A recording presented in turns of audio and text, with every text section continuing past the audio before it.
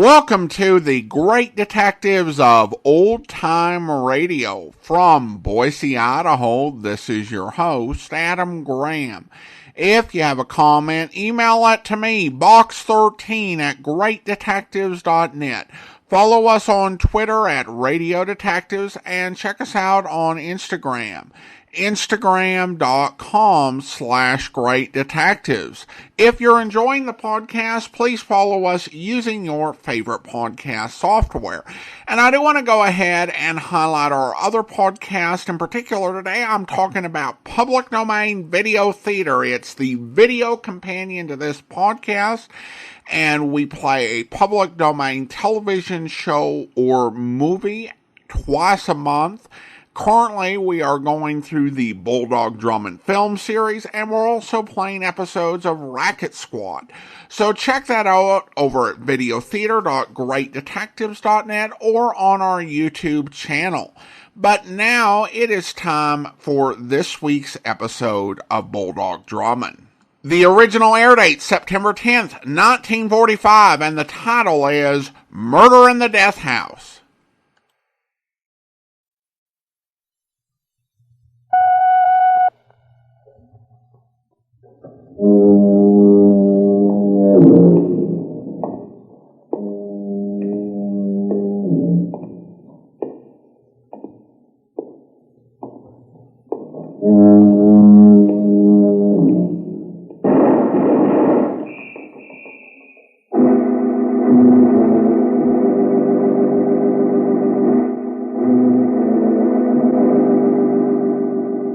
Out of the fog, out of the night, and into his American adventures comes Bulldog Drummond.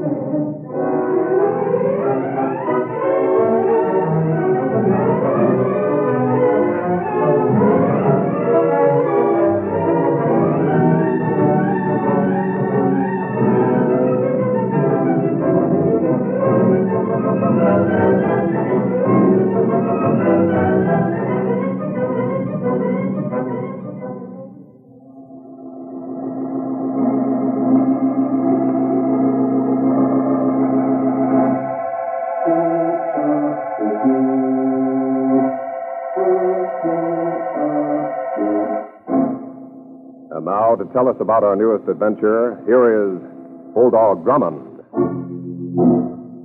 Before I begin, in spite of our final victory, we still have a serious food problem. The demands on our food supply are very great and will continue so for many months to come. And our farmers face the most serious farm labor shortage since the beginning of the war. So let's help out. Everybody can help. Men and women, boys and girls, with or without experience. 4 million volunteer crop corps workers are needed to help in harvesting the 1945 crops. You are needed no matter where you live or how little time you can spare, and you'll be paid prevailing farm wages. So get in touch with your county agricultural agent or your local farm employment office. You went all out in wartime. Let's go all out for peace.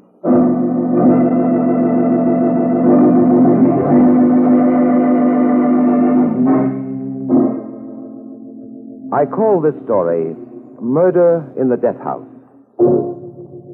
It began one evening in early spring when I received a telephone call from Inspector Paul Matthews of the city police.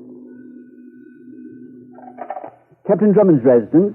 Let me speak to him, Denny. This is Inspector Matthews. Oh, yes, sir. Just a moment, please. It's for you, sir. Inspector Matthews. Thank you, Denny. Well, Inspector, how's the Homicide Bureau? Hello, Drummond. I think I've got a lead on the George Green killing. Oh, have you found some new evidence?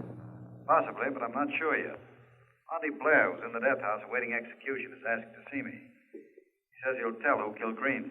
It's a bit late for Blair to be asking clemency. I don't know whether he's stalling or not. I want you to come with me, Drummond. You helped convict Blair, and I think you ought to be in on his confession. Very well. I'll be there. Okay, Drummond. Goodbye, Inspector. I seem to recall this George Green person, sir. Wasn't he the thug who was murdered in that black market gang war about a year ago? Yes, Denny. You've got your finger on the proper course. But strikes me as strange that Monty Blair waited this long to tell the police. Perhaps he thought he would be reprieved without being forced to betray his secret. Possibly. Oh, we'd better hurry, sir. Blair might change his mind. I hardly think so, Denny. A condemned man in the death house is in no position to bargain for his life.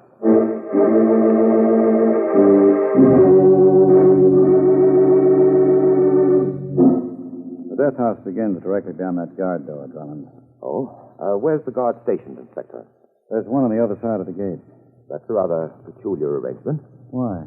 Well, the guard has no direct view into the cell block. Oh, doesn't need one. Cell door system is operated electrically. Open the gate, guard. Okay, Inspector. Thanks. Right ahead, Drummond. Which is Monty Blair's cell, Inspector? The last one on the right. Oh, this must be the slack season for murder, sir. All the cells are unoccupied. Here we are. Why, he's asleep, sir. There, wake up. Wake up. Open up, guard.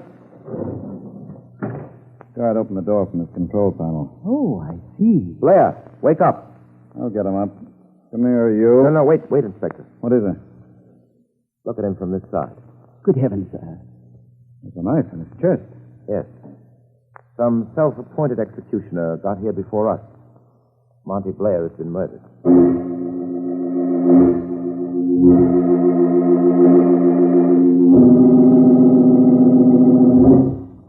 Look at this note, Drummond. I just found it in his pocket. This proves it was suicide. I've changed my mind about ratting on the guy who killed George Green. I've decided to become a good citizen and save the state the expense of killing me. Monty Blair. I guess that dismisses the murder charge you made. I'm afraid I must disagree, Inspector Matthews.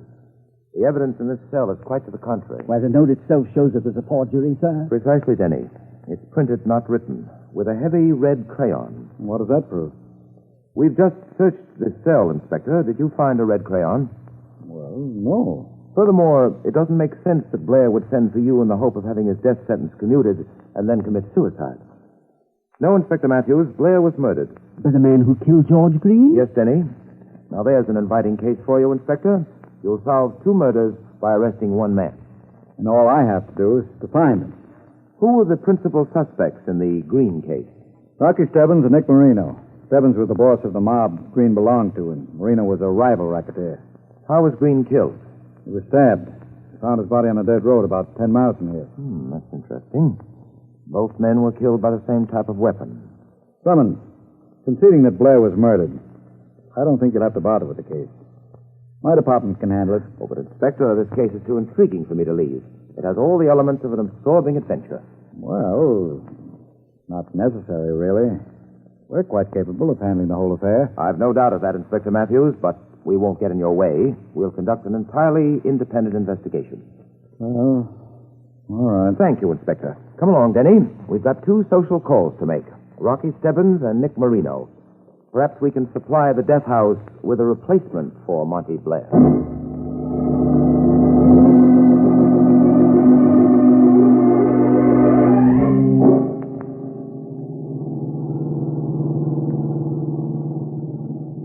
Didn't Inspector Matthews' attitude strike you as being a trifle odd for a detective, sir? What do you mean, Denny? He appeared quite reluctant in permitting us to assist in the investigation. Yes, I noticed that. No, it's difficult enough to keep one's eye on the criminals, sir, without also having to watch the detectives. Let's not worry about that at the moment, Denny.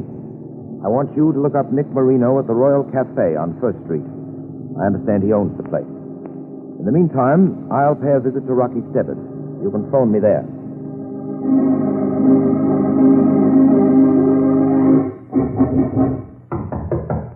All right. I'm coming. Sorry to disturb you, Rocky. May I come in? It all depends. Who are you? Captain Hugh Drummond. Oh, yeah, I've heard of you. Come on in. Make yourself at home.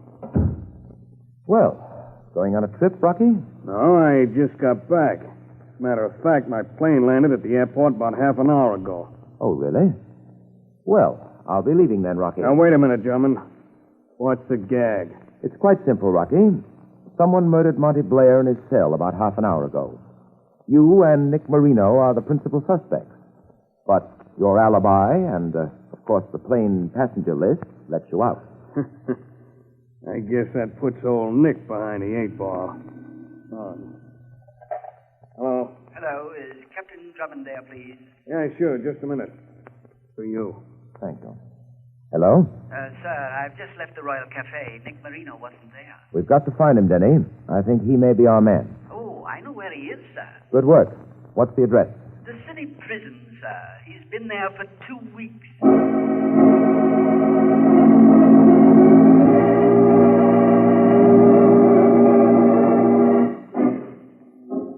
Back to our story in just a moment.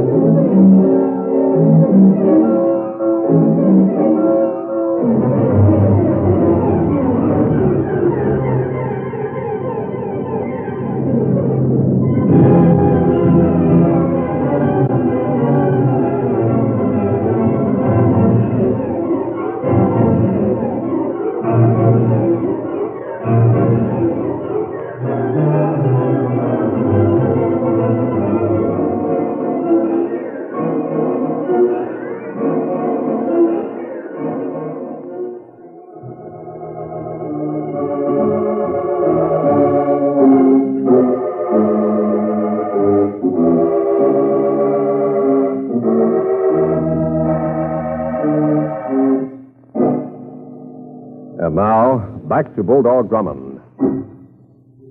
Monty Blair, a convicted murderer awaiting execution in the penitentiary, is found stabbed to death in his cell. Blair had wanted to give Drummond and Police Inspector Matthews information about the unsolved murder of George Green.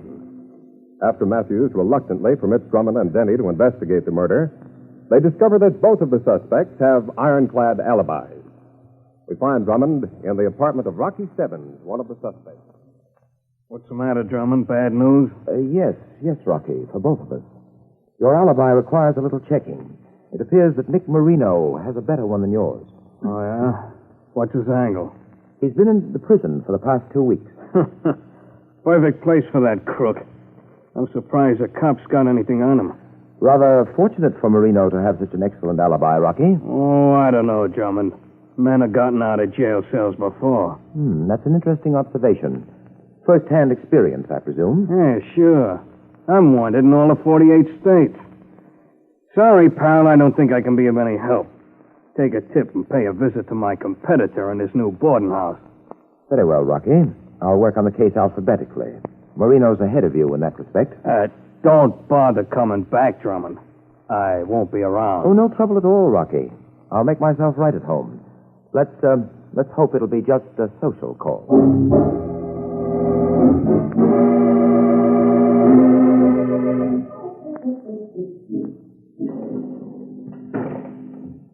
This is Marino's cell, Captain Drummond. Thank you, Keeper.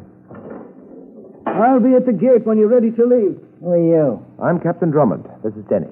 What do you want? My life story? Oh, we're not newspapermen, Mr. Marino. I know, yeah. You got a good rep. Thank you, Nick. Yeah, that's what worries me.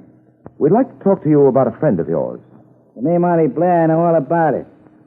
Matthews was here about 10 minutes ago. I don't imagine you signed a confession. Yeah. Is that what you call a psychological grilling? Nick, I understand that George Green worked for Rocky Stebbins. Yeah. 2 rats in the same pack. Business competitors of yours, no doubt? In a way. Blair was killed, Nick, because he was going to tell Inspector Matthews and myself who murdered Green. Very smart of the guy who knocked him off. Not exactly. Because he's given the police a new set of clues on which to work. They'd about given up on the Green case, but now they've been handed a fresh start. Matthews won't work too hard on it. What do you mean? You figured, pal. Why should he try to find the obliging gent that took care of the guy who was married to his first wife? Guy kept on bothering him, threatening to get even with her. Are you sure of your facts? Naturally. I know Green when he married her. He was calling himself Joyce Williams then. Oh, so Inspector Matthews is the man that we've got. All right, Denny, not now. They're putting it flat on the table, Drummond. I ain't especially worried. Tell me, Nick, were you in your cell at 6 o'clock this evening? Where else? We eat at 5 and we can't up again at 5:30. How far is this cell block from the death house? To the next corridor. Come on your way. I'm through with that quiz game. On your living the hard way. Well, thanks for everything, Nick. You've been most helpful.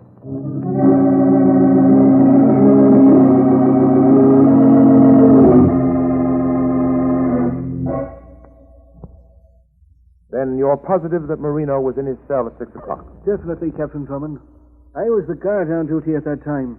If his cell door had been opened, the light would have flashed on my control panel. Just how does that panel work? All the cell doors are closed simultaneously by this electrical control system. As the prisoners step into their cells, I press this switch here and the doors close. And if any door remains open? A light flashes immediately on the control board opposite the cell number. As long as all the lights are off, we know that the cells are locked. We check the system each day. It's never failed. Where's the circuit located in the cell door?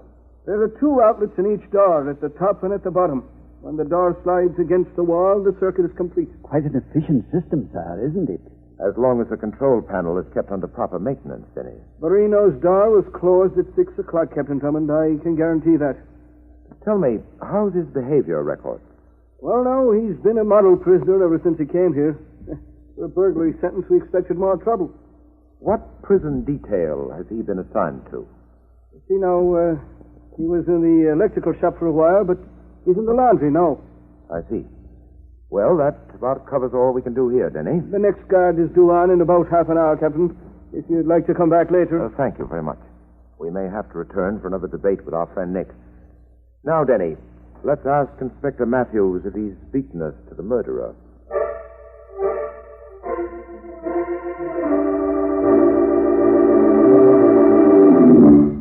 Do you really want to see the inspector, sir? Yes, Denny. Marino's information about Matthew's wife being married to Green may prove an important clue. Just as I told you, sir. In the meantime, I want you to check at the airport to see if Rocky Stebbins really was on that flight as he claimed. But I wanted to be with you when Inspector Matthews confessed, sir. Don't simplify the solution, Denny. Now, look here. It's necessary that you go to the airport. I'll meet you outside Stebbins' apartment house in 1 hour. Now, hurry. But, sir, Denny? Yes, sir. Immediately, sir.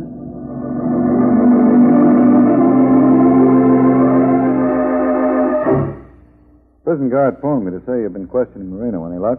Not as much as I'd hoped, Inspector. That's a tough case, all right.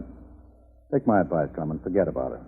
Let the police force handle it. Oh, but Inspector, the case gets more interesting each hour. I'm convinced it isn't Stebbins and Marino. Their alibis are too good. Must have been an inside job with one of the guards being bribed. Possibly. But that doesn't rule out either of these 2 unworthy gentlemen as being on the paying off end of the bribery transaction. Drummond, stop catching. Not logical. I understand you have a deep personal interest in this case, Inspector. What do you mean, Drummond? I'm told that George Green was a former sweetheart of your wife. Who told you that? Don't be upset, Inspector. It's a matter of record down at City Hall. Then let the record stay there. It's got no connection with this case. Purely a coincidence. All the same, Inspector, it would make an ugly story in the newspapers. Some unfeeling reporter might even insinuate that the reason the Green murderer was never found was because... I've had enough of this, Drummond. Get out, and don't come back here. I'm warning you to drop this case. If you try to visit Marino in that jail again, I'll see to it that you stay there.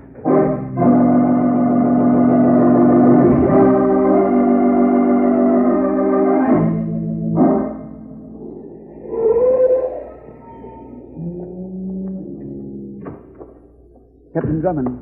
Ah, Denny, what did you find out? Rocky was on that plane, all right. His name was on the passenger list. Did you get a description of him? Well, no, sir. Just the fact that he was on the flight. That still isn't conclusive proof, Denny. May have been an imposter. All right, let's go in.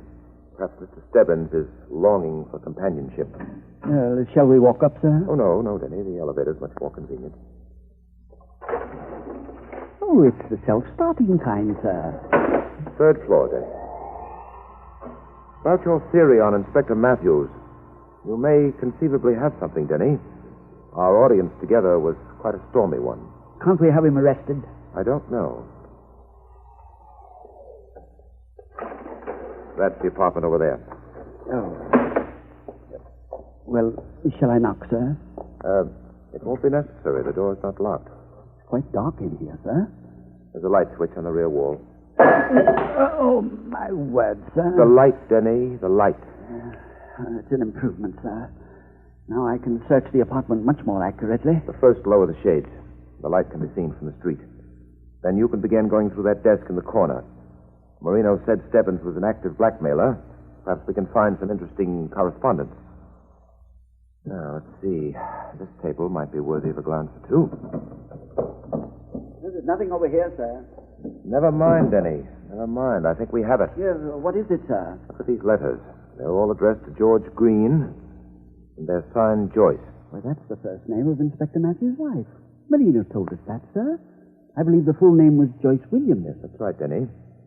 These love letters, which I won't read in their entirety, are being used by Stebbins to blackmail Matthews. At what price, sir? Too bad you're not going to find out, gent. Good evening, Rocky. We were hoping you'd decide to drop in. Yeah, good thing I didn't like that movie, Drummond. All right, give me those letters. I'm afraid I can't do that, Rocky. I don't count very good, pal. Better hand them over. The light. Hey, who turned them out? Denny, someone tore the letters from my hand. Block the door. Too late, sir. He's gotten out. Get those lights back on. There we are, sir. Oh, my word. Look. Mr. Stebbins appears to have been shot. Yes, Denny. But fortunately for him, he missed becoming a corpse by a fraction of an inch. This bullet grazed his skull. Oh, my head. Yes, it's still there, Rocky. You're quite lucky. Now, who used you as a target? And incidentally, took away your letters? You figure it out. There's only one logical answer. Better hop over to that jail again, Drummond. You'll find your playmate there. Thanks, Rocky. Perhaps we won't have to meet again. Good night, and thank you for your hospitality. Have you decided who the murderer is yet, sir? No, Denny. The race is still wide open. Inspector Matthews, Stebbins, Marino, running neck and neck. Marino presumably is in jail, and Stebbins was just shot at by Matthews in order to get back those letters from his wife to George Green. Then he must have killed Molly Blair, sir. No, Denny, I'm not certain of that. The two crimes may be unrelated. But I want to see Nick Marino. Some strange way, I have a feeling he holds the key to this puzzle. Perhaps we can induce him to lend-lease it.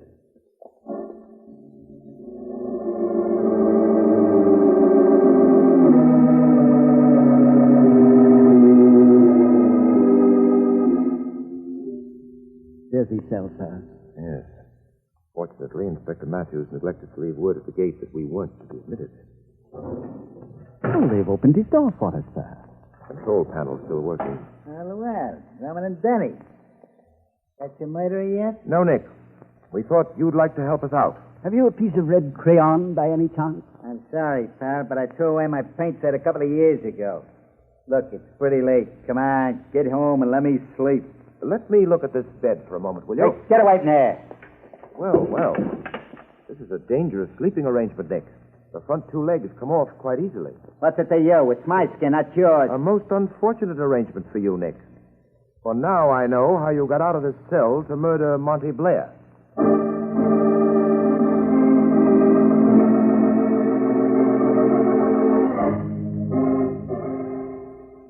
Back to the climax of our story in just a moment.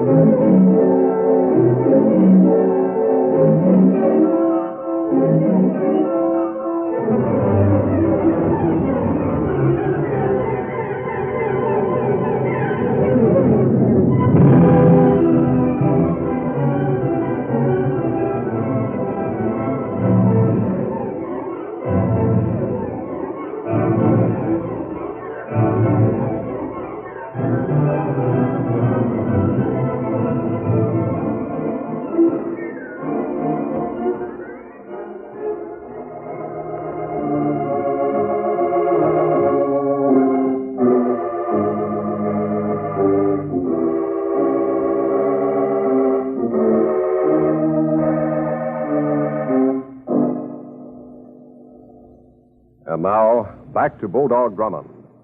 We left Drummond and Denny in the cell of Nick Marino at the city prison. Drummond has just accused Marino of murdering Monty Blair. Drummond, you're having a pipe dream. And all you have to do now is prove it. Very well. Watch carefully. I'm placing one of these steel legs down here between the wall and the edge of the door. And the other one in a similar position at the top of the door. Now, what do you suppose would happen when the guard threw the switch, closing the doors? Oh, I see, sir. The cell door wouldn't close, but a circuit would still be maintained. Precisely, Denny. Having worked in the prison electrical shop, our friend Nick here figured out just such a scheme. The guard incorrectly imagined him to be in his cell when the control panel showed his door to be closed. As Monty Blair was the only prisoner in the condemned cell block in the next corridor, it was a simple matter for Nick to get to Blair's cell without being detected. Look out, sir. He's got a gun. Yeah. It's the last of my arsenal. And I won't mind using it on you. Blair got the knife when I was tipped off he was going to squeal to inspect the matches. How do you think you're going to get out of here, Nick? Lesson number 1, Drummond. Tie up your pal and make it a good job. Over here, Denny. By yanking that rope when it comes loose, I'll kill both of you. Please, sir, not so tight. Come on, hurry up, Drummond. After I tie you up, I'll call for the guard. From there on, it'll be easy. I'll be out of this reform school in 10 minutes. No, I feel ridiculous in this position, sir. All right, Drummond. This bedsheet will take care of you. Why not save yourself a lot of trouble, Nick? You can't get away. Here's a gold star for being so smart, Drummond. Oh. Sweet dreams, pal.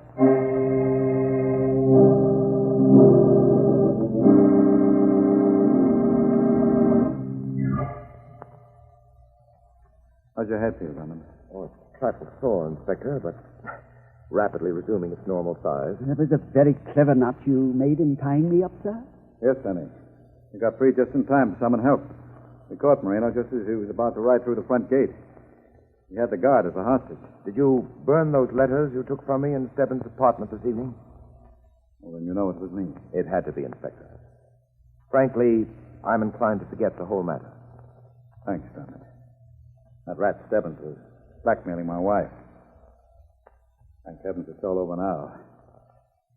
I guess I did a complete job of losing my head. We have the murderer, Inspector, and that's what Denny and I were after. I don't know how to thank you, Drummond. But if I can ever do anything... He most certainly can, sir. What's that, Denny? He can let us out of this jail, sir.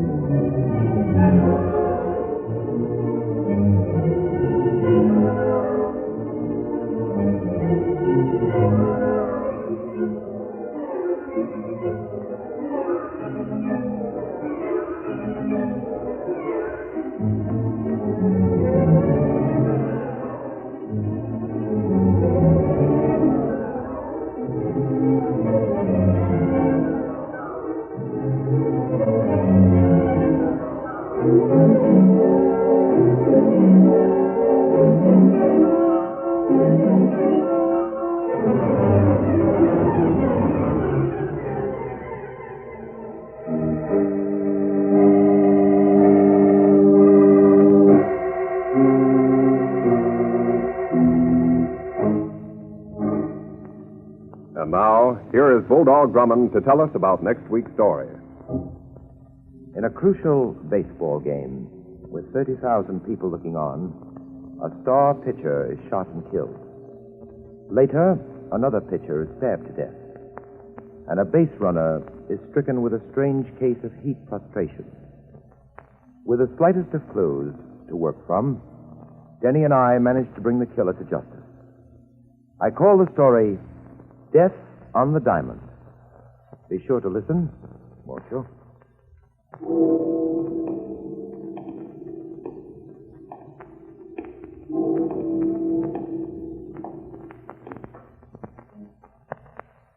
And so into the night walks Bulldog Drummond, seeking new adventure and excitement.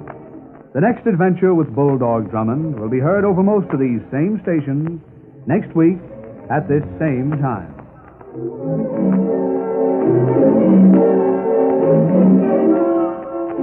This is the Mutual Broadcasting System.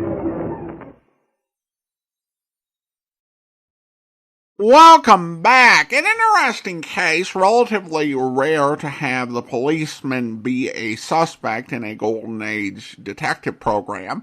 Although Denny's suggestion of arresting the inspector seemed a bit much, unless there's a law in this universe against obstruction of Bulldog Drummond. And who knows, there might be. Alright, well, now we turn to listener comments and feedback, and we got some feedback regarding our recent encore presentations. And we start out with Caleb in Pennsylvania, who writes, "Hi, Adam. Hope you and the family are all doing well. Fantastic week of encores. Thank you so much for playing the Lux Radio version of The Thin Man and the encores of the radio show. Truly, Nick and Nora Charles are two of the best literary detectives. Thanks in no small part to William Powell and Myrna Loy. Such great films. And with Johnny Dollar serials as well, what a fantastic week of programming, although I'm sure I speak for many when I say it will be great to have you back." Well, thank you so much, Caleb. I appreciate it. And I really do put thought into what we're going to choose for encores. And while I love going through each series from start to finish, it's sometimes fun just to, do 2 or 3 episodes that are kind of interlinked like we did, or even do a whole theme week like we did a few years back when we did Boxing Week. And we'll definitely try and make things interesting even if I'm not doing new episodes. Then also have a comment from Fats, who writes in, "I'm having a great time with the new Ellery Queen episodes. The new armchair detectives you brought in were a great idea." Well, thank you so much, Fats. I appreciate it. And it was just such a fun opportunity because those programs were written with the Armchair Detective segment in mind. So if you've got everything else but the Armchair Detectives, there's no reason you can't go ahead and do a fresh segment, because they did fresh segments for East and West Coast broadcasts. And I'd definitely do it again if we got more Ellery Queen episodes that lack those segments. Of course, the 3 new episodes we played earlier this year already had those segments intact. And then we got a comment from Podbean regarding the Circus Train episode of Ellery Queen. A big fan of Story Set on Train. This one was fun.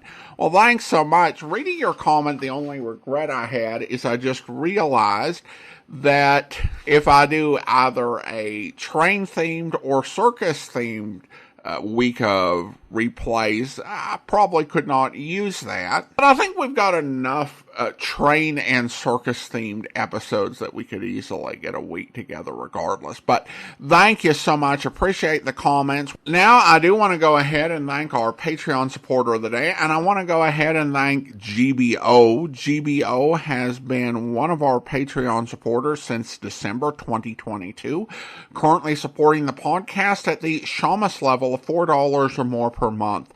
Thank you so much for your support, GBO. And that will actually do it for today. If you're enjoying the podcast, please follow us using your favorite podcast software. And be sure to rate and review the podcast wherever you download it from. We'll be back next Tuesday with another episode of Bulldog Drummond, but join us back here tomorrow for Broadway's My Beat, where... You mean she actually hasn't known her father's been in the big house for 10 years? That's right. From what I'm told, she grew up believing her father dead. That's the way that Jennings wanted it. And that's the way he insisted his wife play it. Oh, what happened to the wife? Ruth's mother died recently, and on her deathbed changed the story, Danny.